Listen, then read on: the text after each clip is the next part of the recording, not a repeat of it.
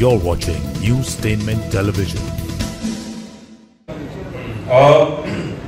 मला असं वाटतं की कुठल्याही कलाकाराने एकच तयारी आपल्या पात्राकरता करावी का, आणि ती सगळ्यात महत्वाची असते. ती म्हणजे तुमची जी संहिता आहे ती जितक्यांदा वाचू शकाल तितक्या वेळा वाचा.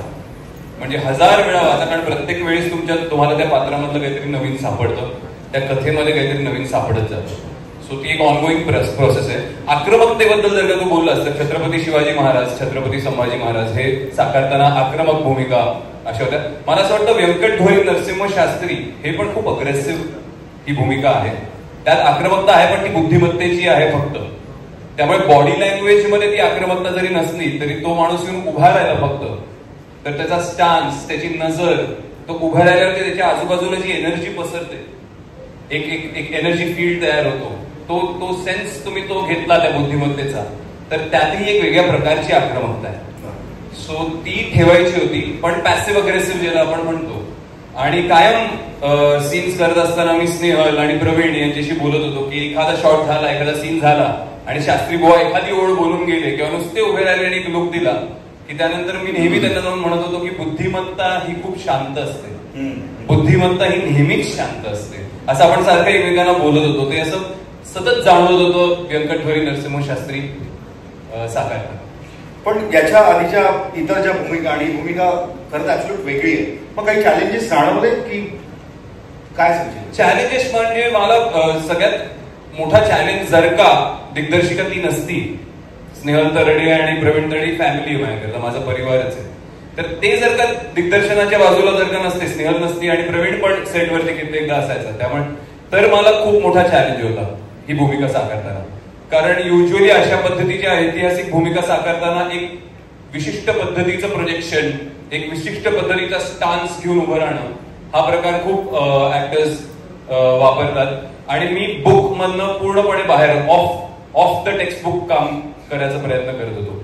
तर ते तिन्ही मॉनिटर मागे बसून तिला ते समजणं, कारण समोर कलाकार इतर होते, त्यांच्या चेहऱ्यातच शॉट देताना दिसायचं की अरे हा काय असा पुटपुटून गेला नुसता, पुटपुटल्यासारखं करून, हा ह्याने काय असं बोलला नाही, हा असं काहीतरी खूप आहे.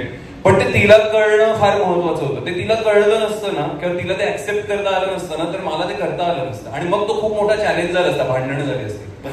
सो हो खरंय. आणि मग ते डबिंग मध्ये मला ते मग जरा मलाही हायचं वाटलं की ओके, आपण जो करायचा प्रयत्न केलाय म्हणजे of the text book performance ज्याला आपण म्हणतो, की जे सहजासहजी कोणी हा मेथड नाही वापरणार, ते करायचा प्रयत्न तो आता डबिंग मध्ये मग ते उचलून धरलं. तेव्हा असं वाटलं की ओके, जसा शास्त्री बुवा जसे ते मांडायचे होते ते घडले. सो तो चॅलेंज मला नाही राहिला, कारण स्नेहल तरडे दिग्दर्शन करत होती, प्रवीण तरडे सेटवर होता, त्यांना कळत होतं काय करायचा प्रयत्न करतोय ते. आणि ते म्हणजे आता एकमेकांची जास्त बोलायची आम्हाला गरज पडत नाही, नजरेतच होतं, असं फक्त बघायचं, ते नजरेतनं असं झालं की हा ठीक आहे, ओके, करेक्ट चालतं. प्राजक्ताची निर्मिती आहे आणि प्राजक्ता तुझ्या अपोजिट आहे, तिच्याबरोबर काम करण्याचा अनुभव आणि अप्रतिम अप्रतिम अप्रतिम. म्हणजे मला आता गेल्या काही आमच्या रेडिओच्या इंटरव्ह्यूज मध्ये मी खूप तिची मस्करी आणि थट्टा केली, तर मी मला बजावलंय, ताकीद दिलीये, धमकी दिलेली आहे की चांगलंच बोलायचं ट्रेलर लॉन्चच्या दिवशी. नाही पण खरंच खूप अप्रतिम. मला खूप कौतुक वाटतं प्राजक्ताचं. आणि हा एक चित्रपट आहे जो एका बाईच्या नजरेतनं आपण पाहतो, फुलवंतीच्या नजरेतनं आपण पाहतो.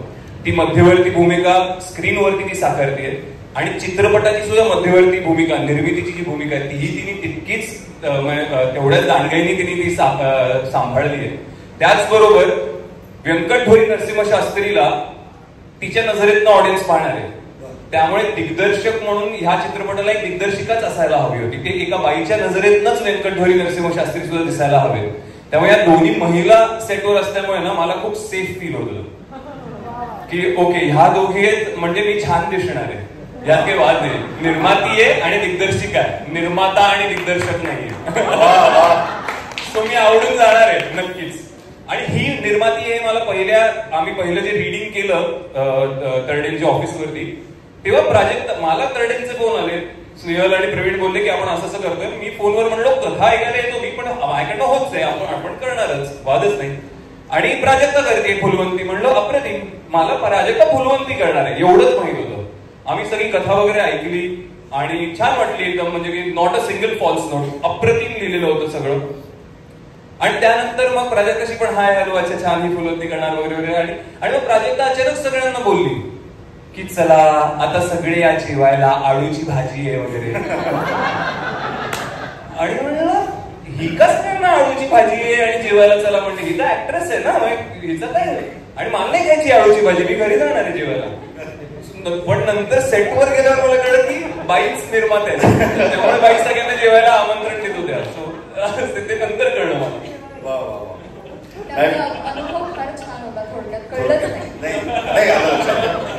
पण तुमचं जे विद्वत्तेचं आणि कलेचं बंधू आहे ते आम्हाला बघायला नक्कीच मजा येणार. इनफॅक्ट सगळ्याला बघायला मजा येणार. Prajakta This is Newstainment Television. Newstainment Television.